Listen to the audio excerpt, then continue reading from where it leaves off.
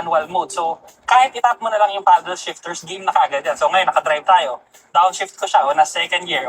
Hataw ka na ngayon, second gear. 5,000, 5,500 RPM. Upshift, brake ka, tapos mag-downshift ka. Yun. So, maganda to kasi parang naglalaro ka lang. Pero, ano kasi, engaging yung drive. Kasi medyo naririnig mo rin yung engine. Correct. Tapos pag nag-cornering ka pa, ang ganda rin, kahit crossover siya, kasi nga medyo mababa siya, mababa yung bubong, pero yung ground clearance, okay naman siya.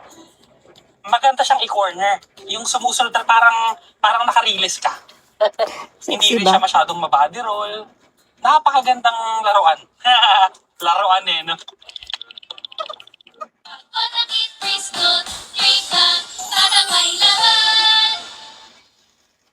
This instant water heater requires no electricity. Simply connect it to your shower head or faucet for hot water within 3 seconds. Develop Turning radius, mali din. Parang doon lang tayo, mga isa't kalahati lang ata yun So very good dun sa size. Maganda to sa mga tight spaces, sa mga malilita kalsada. Ang dali lang niya i-maneuver. Ang pinaka-importante dito, unang labas to ng Suzuki, yung Suzuki Safety Support. SSS. SSS, hindi Social Security System. Iba yun. Ang importante kasi doon, meron na tong adaptive cruise control. Kung maganda to sa mga long drives, para hindi ka mapapagod, pag inon mo siya, so hayaan mo na lang siya. Susundan na niya yung speed ng coaching nasa unahan mo. Tapos kung gusto mong bumilis, so mag-overtake, mag-change ka lang ng lane, tapos pusa na siyang bibilis ulit. So napaka-useful niyan. Lalo na sa city, sa mga sobrang traffic. So ngayon, nakaset siya ng 60.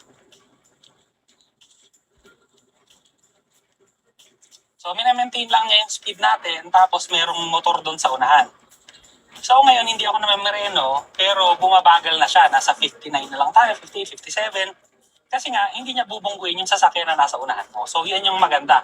Hindi ka mapapagod sa traffic, hindi ka mapapagod sa long drive. Sobrang komportable mo lang din, parang yung pasahero mo. Walang kahirap-hirap. Yung tuhod mo makakapahinga. Oo, lalo na pag nirarayo, makakagaya ko na pag-scoop. Very big help. Tapos nakita mo, biglang pumasok yung motor dito sa lane ko. Suwabe pa rin yung braking niya. Oo nga. Diba? Hindi yung biglaan. Tapos ngayon, ayun, lumayo na yung motor sa unahan. So yan, nag-accelerate na ako ulit. So, suwabe, diba? Kahit may biglang motor, suwabe pa rin siya. Sobrang daming laman ng Suzuki Safety Support. So ano pa iba? Kasama rin doon ang dual sensor brake support. So, ibig sabihin lang na pag may sasakyan sa unahan mo, dalawang sistema yung mamemreno sa'yo. So, safe times 2. Safe na safe.